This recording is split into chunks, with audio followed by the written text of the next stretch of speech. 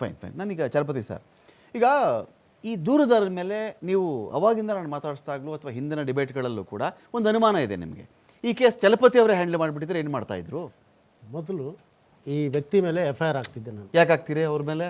ಯಾಕೆಂದರೆ ಕೊಲೆ ಮಾಡಿ ತಂದ ಡೆಡ್ ಬಾಡಿನ ನಾನು ಉಣಿದ್ದೀನಿ ಅಂದರೆ ಆ ಸಾಕ್ಷಿಯನ್ನು ನಾಶ ಮಾಡಲಿಕ್ಕೆ ಆತ ಪ್ರಮುಖ ಪಾತ್ರ ವಹಿಸಿದ್ದಾನೆ. ನಿಮಗೆ ಏನನ್ಸುತ್ತೆ, ಪ್ರಮುಖ ಪಾತ್ರ ವಹಿಸಿದ್ದಾನೋ ಇಲ್ವೋ? ಸಾಕ್ಷಿ ನಾಶದ ಭಾಗನೇ ಅವನು. ಅಂದರೆ ಅವನು ಅಪರಾಧಿ ಆಗ್ತಾನೆ. ಓಕೆ, ಅಪರಾಧಿ ಆದಾಗ ಅವನು ಹೇಳೋ ಪ್ರಕಾರ, ಅವನು ವಾಲಂಟಿಯರ್ ಸ್ಟೇಟ್ಮೆಂಟ್ ಪ್ರಕಾರ ಅಥವಾ ಹೇಳಲಿಕ್ಕೆ ವಾಲಂಟಿಯರ್ ಸ್ಟೇಟ್ಮೆಂಟ್ ಮಾಡಿದ ಜೀವ ಭಯದಲ್ಲಿದ್ದೆ, ನಾನು ಸಾಯಿಸಿಬಿಡ್ತಾ ಇದ್ರು, ನೋಡಿ ಸ್ವಾಮಿ, ಮಾಡು ಅಂತ ಹೇಳಿದ್ರು, ಕೂಲಿ ಆಳು ನಾನಲ್ಲಿ. ಕಾನೂನಲ್ಲಿ ರಾಜನಿಗೂ ಅದೇ ಕಾನೂನು, ಕಾರ್ಮಿಕನಿಗೂ ಅದೇ ಕಾನೂನು, ಕಸ ಗುಡ್ಸೋನ್ಗೂ ಅದೇ ಕಾನೂನು. ಕಾನೂನಲ್ಲಿ ಒಬ್ಬ ರಾಜನಿಗೆ ಒಂದು ಕಾನೂನು, ಕಾರ್ಮಿಕನಿಗೆ ಒಂದು ಕಾನೂನು ಅಂತ ಬರೆದಿಲ್ಲ. ಅಪರಾಧಿ ಮಾಡಿದ ಮೇಲೆ ಅವನು ಅಪರಾಧಿನೇ, ಅವ್ನು ಯಾವುದೇ ಸ್ಟೇಟಸಲ್ಲಿರಲಿ.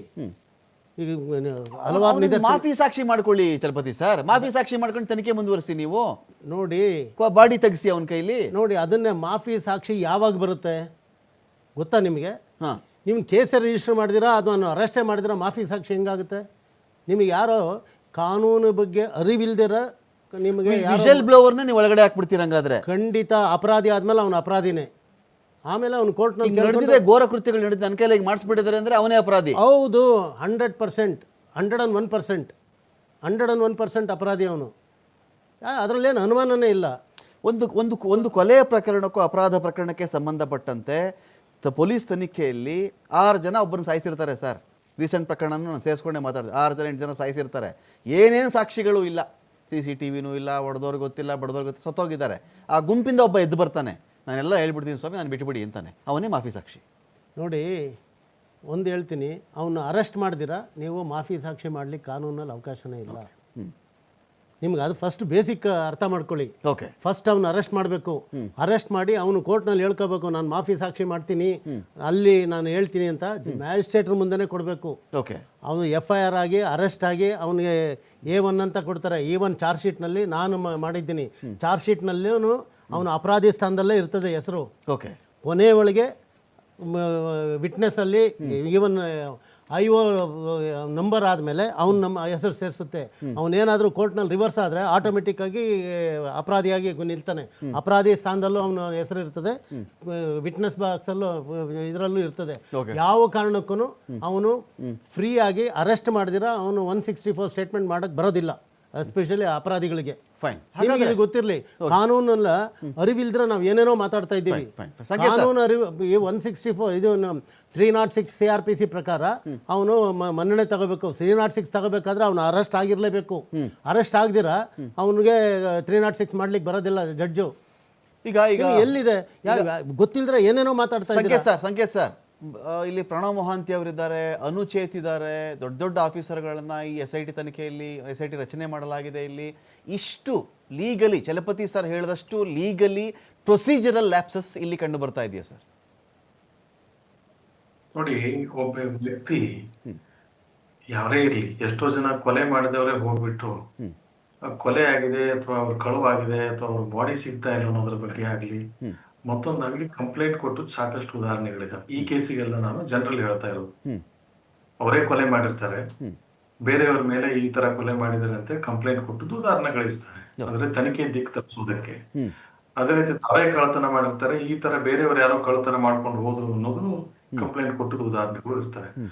ಒಟ್ನಲ್ಲಿ ಎಲ್ಲ ಆಯಾಮಗಳಲ್ಲಿ ತನಿಖೆ ಆಗುವವರೆಗೆ ನಿಜವಾಗ್ಲೂ ಕೊಲೆಗಾರರು ಯಾರು ಅಥವಾ ಅಪರಾಧಿಗಳು ಯಾರು, ಅಪರಾಧವನ್ನು ಬಚ್ಚಿಟ್ಟವ್ರು ಯಾರು, ಅಥವಾ ಸಾಕ್ಷಿ ನಾಶ ಮಾಡಿದ್ರೆ ಯಾರು ಮಾಡಿದಾರೆ ಅನ್ನೋದಾಗ್ಲಿ, ಅಥವಾ ಯಾವ ದಿಕ್ಕಿನಲ್ಲಿ ಸಾಕ್ಷಿ ನಾಶ ಮಾಡಲಾಗಿದೆ, ಅದರಲ್ಲಿ ಯಾರ್ಯಾರ ಪಾತ್ರ ಇದೆ, ಯಾವ ಮಟ್ಟಕ್ಕೆ ಪಾತ್ರ ಇದೆ, ಅಥವಾ ಇದೆಲ್ಲ ಹೇಳ್ತಾ ಇರೋದು ಸತ್ಯನೋ ಸುಳ್ಳು ಅನ್ನೋದು ಗೊತ್ತಾಗುತ್ತೆ. ಹಾಗಾಗಿ ಈ ಹಂತದಲ್ಲೇ ಅವನು ಫಿರ್ಯಾದಿದಾರೆ ಅನ್ನೋದಾಗ್ಲಿ, ಅಥವಾ ಅವನು ಆರೋಪಿ ಅನ್ನೋದಾಗ್ಲಿ, ಅಥವಾ ಆರೋಪದಲ್ಲಿ ಒಂದು ಪ್ರಮುಖ ಪಾತ್ರ ಇತ್ತು ಅನ್ನೋದಾಗ್ಲಿ, ಅಥವಾ ಸಾಕ್ಷಿ ನಾಶದಲ್ಲಿ ಅಥವಾ ಹೆಣ ಬಚ್ಚಿಡೋದ್ರಲ್ಲಿ ಒಂದು ಪಾತ್ರ ಇತ್ತು ಅನ್ನೋದಾಗ್ಲಿ ಹೇಳೋದು ಬಹಳ ಕಷ್ಟಕರವಾದ ಸಂಗತಿ. ಇದು ಸಂಪೂರ್ಣ ಅಥವಾ ಸುದೀರ್ಘವಾದ ತನಿಖೆಗೆ ಒಳಪಡಿಸಬೇಕಾಗಿರುವಂತ ವಿಚಾರ ಆಗಿರೋದ್ರಿಂದ ಮತ್ತು ಎಲ್ಲ ಆಯಾಮಗಳಲ್ಲೂ ತನಿಖೆ ಆಗ್ಬೇಕಾಗಿರೋದ್ರಿಂದ ಈಗಲೇ ಅವನು ಹೇಳೋದು ಎಲ್ಲಾ ಸತ್ಯಾಸತ್ಯತೆಯಿಂದ ಕೂಡಿದೆ ಅನ್ನೋದಾಗ್ಲಿ ಸುಳ್ಳು ಅನ್ನೋದಾಗ್ಲಿ ಬಹಳ ದೊಡ್ಡ ತಪ್ಪಾಗ್ತದೆ. ಇದು ಒಂದು ಲೋಪ ಆಗ್ತದೆ ಕಲಾತ್ಮಕವಾಗಿ. ಮತ್ತೆ ಎರಡನೇದ್ದು ಒಬ್ಬ ಮನುಷ್ಯ ಕಂಪ್ಲೇನೆಂಟ್ ಅನ್ನ ಆರೋಪಿ ಅಂತ ಮಾಡಬಾರ್ದು ಅಂತ ಏನ್ ಕಾನೂನಿಲ್ಲ. ಓಕೆ. ಕಂಪ್ಲೇನೆಂಟ್ ಎಷ್ಟೋ ಕೇಸ್ಗಳಲ್ಲಿ ಅವನೇ ಆರೋಪಿ ಇರ್ತಾನೆ, ಅವನು ಕೂಡ ಆರೋಪಿ ಅಂತ ಹೇಳಿ ಅದರಲ್ಲಿ ಅದಕ್ಕೆ ಸಂಬಂಧಪಟ್ಟಂತ ತನಿಖೆಯ ಆಧಾರಿತ ವರದಿ ಸಿಕ್ಕಾಗ ಅವನೇ ಆರೋಪಿ ಮಾಡಿದ ಉದಾಹರಣೆಗಳು ಸಾಕಷ್ಟಿದಾವೆ.